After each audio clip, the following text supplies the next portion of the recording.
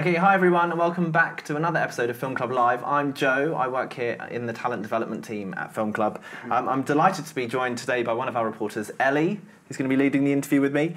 We'd like to welcome you all today to the webcast. Hello, I'm Elly and today we're interviewing Adam May, director of Vision3, which makes 3D movies. Hello Adam. Hello Elly, how are you? You've worked on some pretty big movies including Horrid Henry, John Carter and the upcoming Gravity and Jack the Giant Killer. Here's a short show reel showing some of the movies that Adam has worked on. We better get our 3D glasses on.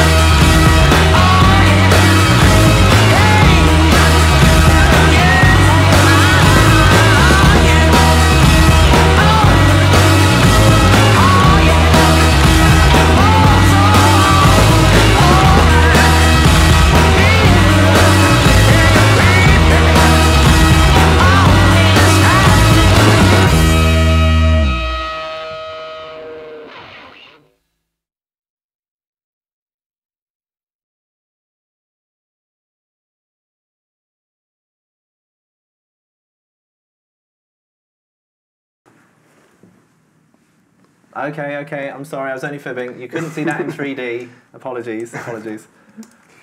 Can you tell our members what your role is on these films? Well, what we do is when a director has a great idea that they want to make a film or a music show or a documentary in 3D, they ask us to come along and we sort of work with them to take their ideas from a 2D idea into a 3D idea. And all of our sort of very talented team come along and they do everything from setting the cameras up to overseeing the post-production side of it and really kind of make the 3D as best as we possibly can. Fantastic. I mean, it's quite a lengthy process, isn't it? Yes. We've got a question from Lucy at Heege School. She wants to know, what is the best part of your job? Best part of my job? I think it would be watching it in the cinema after all the hard work, and you get to see what everyone's hard work has done. Some projects take up to 3 years, so when you see it finally all come together, it's very exciting. Fantastic. We're now going to show the trailer for Horrid Henry. Introducing public enemy number 1, huh? Moody Margaret. I hate you, Henry! Henry? And the worst teacher in the whole wide world, Miss Battleaxe. All she ever wants is my homework. No! I haven't got my homework, miss. Detention. No! And this is Miss Lovely. Oh yeah, and that's the grossest goo ever. Oh, nice one, Henry. Yeah, nice one, Henry. Yeah. Oh, why is it always me? I hear Ashton Primary's closing down. Dark forces are at work, Henry. All those children will be paying me lots of money to come here to Brick House School. I'm not going to that mouldy old brick house. This summer, It's our school. We can't let anyone take that away from us. save the day. What's she doing here? I'm here to help you come up with a plan to save the school, that's what. Eureka! The horrid way.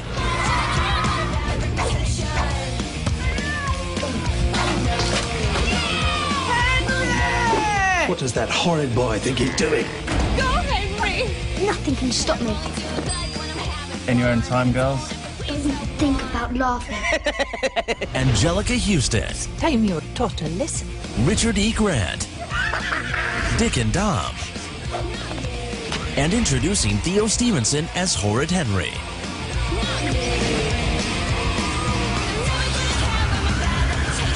Horrid Henry, the movie, in 3D.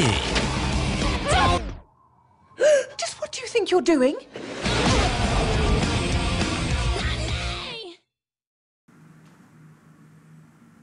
Why did you decide to make this film in 3D?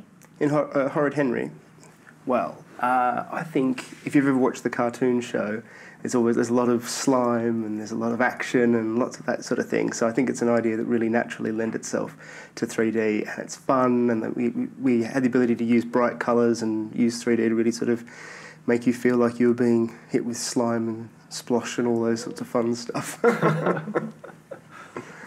Do you think that the genre of film affects how well the 3D imagery works? Yeah, sometimes. I think what really affects it is how how enthusiastic the director is, or what the director's ideas are. I think some ideas, the same idea, if it's an action movie or a drama, can be either really great or can be a bit sort of disappointing. So what we really try and do is work with the director and sort of open their eyes as to sort of what can possibly happen with 3D. It's very new at the moment, so people are sort of just starting to get a feel for what the possibilities are. We were just talking about the Kate Moss clip yeah. in your showreel that we saw earlier on. Yeah. How much influence do you have over that process as well? You just said about influencing the director. Yeah. How early on in a project can you come in and? Well, as early as we possibly can is the best. Yeah. Is the best idea. I think these people directors at the top level have been doing it for 10, 20 years, and then 3D's come along. So there's a lot of sort of learning, and in some cases they have to go back. Almost back to school to sort of learn how to do it. So with the Kate Moss clip, the director had a really good idea. He sort of wanted the idea of diamonds to come out, but didn't have any idea of how to actually sort of do that. So it was really fun to begin at the storyboard stage when they were just sort of sketching the ideas and sort of really bring it to life. You'll have to come back in and do a 3D masterclass for us. Yes. we have a question now from Tambi, who was presenting the show earlier today. Really good question. Who or what inspired you to become a filmmaker? Okay. My uncle. My uncle was an actor, and he used to be in Neighbours when I was growing up. So when I was really young, I was about 10 years old. I went onto the set of Neighbours and just thought it looked really fun. Sort of thing. So then, but not the acting route. Not the acting route. No. I could have because I was sort of looked after by some of the makeup team that day, and I just sort of liked all the activity and everything was going on. So years later, when I finished school, I sort of looked to sort of pursue that. Excellent. Yeah. We're now going to show a clip from John Carter. This is from the opening sequence where the evil leader, played by Dominic West, receives a powerful weapon from the Ferns, a race of self-proclaimed gods.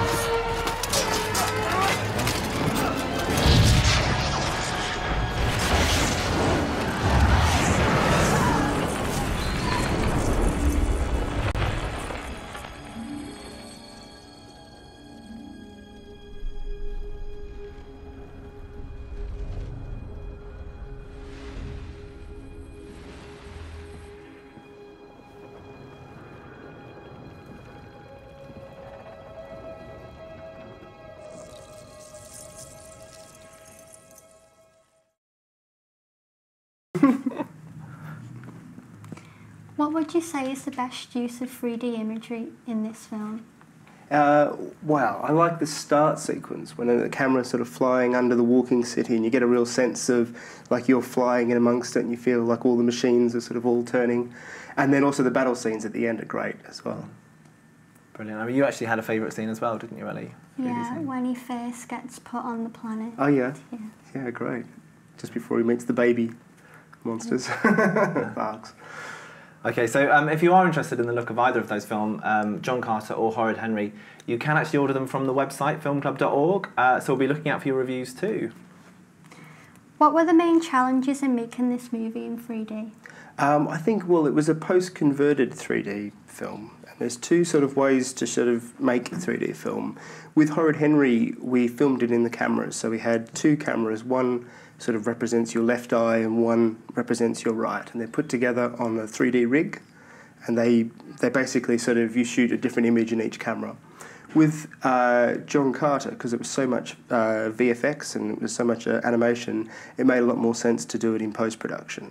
And now that's a much longer process, and it takes a long time before you start to see it all come together. So with Horrid Henry, because it was real life and it was in a school, it was very easy for us to shoot it, because we didn't go to Mars to film John Carter for real, so we did a lot of that in animation. So I think for that, the hardest thing was making the animation look like we'd actually shot it for real. How do you think 3D technology has progressed over the past decades? Well, it's even shorter than that. The last year, it's moved really fast. When we were filming a documentary with David Attenborough called Flying Monsters, which is about the birth of dinosaurs and pterodactyls and those sort of things, the rigs we had to take around forests were quite big, so it was quite a challenge. And then in the past sort of 2 years, the cameras have got smaller and the rigs have got smaller, and that's allowed us to get into more places and move much quicker and tell more exciting stories. Brilliant. I mean, have you got any advice for students wanting to make their own 3D films at school? Is there anything they can apply? Well, I think it's very early days, and at the moment the technology is quite expensive, so I think it's not as readily available. But the really exciting thing is now it's the next evolutionary step for filmmaking. So we're at a stage where people are starting to see better things come through, and I think very, very soon the cameras will get cheaper, and then people can start looking to make 3D films at home. Brilliant. So for those of you who missed out on the Olympics film competition, maybe we'll do one in 3D next time. Moving on, we have a question from Megan, who's from Sylvester Primary School. Right. She asks, what was the most interesting film you have ever made, and why was that? Well, I think the TT 3D was very interesting, and that's about a motorcycle race in the Isle of Man. And it was completely different to like if we're making a Hollywood film where you have a lot of time to sort of do things. This was a motorcycle race. It's 37 miles of road, and we had to be able to get to both sides of the island and really kind of make it feel like you were one of the writers and really in amongst the whole thing. So it was completely different to shooting a Hollywood film. It was very very hard and very fast. Yeah, it's much more like a sport than an art form, really. A really great experience. Yes, absolutely. Yeah. Lemice from Woodseat Primary would like to know, have you ever had a bad experience and how did you deal with it? Well, I think in the early days the technology, the cameras and the machines were still very prototype and very sort of early days. And people's expectations on these projects are still very high. So we had to think very, very quickly and very, very cleverly when suddenly a camera would break for no reason. And we had all the pressure of suddenly having to come up. So we were very lucky that we had some very clever people around us that knew how to sort of put things back together very quickly. Good. I mean, just looking ahead now, is there anything you can tell us about the projects you're working on? Okay, well, I think Jack the Giant Killer is going to be probably the next big one we're working on at the moment. That comes out in March, and that's going to be really exciting. It's the Jack and the Beanstalk story, but a modern version. Nicholas Hoult, who has grown up a bit from About a Boy, stars as Jack, and it's going to be a really fun, exciting adventure. Really, it's the classic Jack and the Beanstalk story, but with a modern twist. That's one to look out for next March. Next March, okay. Yeah. So it's something to really look forward to. I was going to say that's just a really good indication of how far ahead everything is being worked on as well. Absolutely. Yeah. We filmed this one. Well, this time last year we were just finishing the filming. And it comes out next March, so... What to look out for? We've got some questions in from Twitter. Jill wants to know, what's the best film you've seen in 3D? Best film I've seen in 3D, and I have to be non-biased and not pick one of ours. I mean, I think Avatar was really great. It allowed people to get a good feeling for what 3D can do. I thought Hugo was really good as well. I thought that was a really good example. If you've seen Hugo, I think that was quite good. Yeah. Both on the Film Club website as well, if you want to order those. Helen asks, if you could remake any classic film in 3D, which one would you choose and why? Well, I'm a big Alfred Hitchcock fan, so I would probably choose North by Northwest. And I think it's that story and the way that it's sort of put together really sort of would be really exciting in 3D. Especially with the plane. The plane swooping down and the big scene at the end with Mount Rushmore. Yeah. Brilliant. So, I mean, just a general question. I mean, what advice would you give to budding filmmakers? About 3D? Yeah. Or just in general? Yeah, just in getting into the business. Yeah, I think ideas are the big sort of thing. So I think it's finding a way to sort of not be put off by the technology of 3D, but realise that it's just another great tool to tell stories with. Can you tell us about a film that's had an influence on you? Ooh, influence on me. That's really fun. I really like Wes Anderson films, and I think that they've sort of really taught me that in some cases the simple things in filmmaking are really exciting, rather than you see a lot of big action movies and big sort of films, but I think a film like The Life Aquatic or Royal Tenenbaum sort of sometimes shows that the simple things can make a great story. Well, we've been doing a lot of work promoting British films on our website. What's your favourite British film and why? I've got to think of a film that's appropriate for Film Club. So you've given us your 3D, you've given us your... Yep. Influence film, British film. Well, I would say Trainspotting. That's obviously not appropriate for Film Club. I have to think about that one. I can't think from the top of my head. Do you have any tickets for any of the Olympics or Paralympic events? I'm going to see the Paralympics, yeah. Yeah, I'm really looking forward to it. That's all we have time for today. Thanks for sending in your questions. Thanks very much to Adam for joining us. It's been really inspirational. Tune in tomorrow at 4 p.m. when we'll be focused on the Olympic sport of running and featuring a new documentary film, Personal Best. Don't miss it. See you then. See you tomorrow. Bye.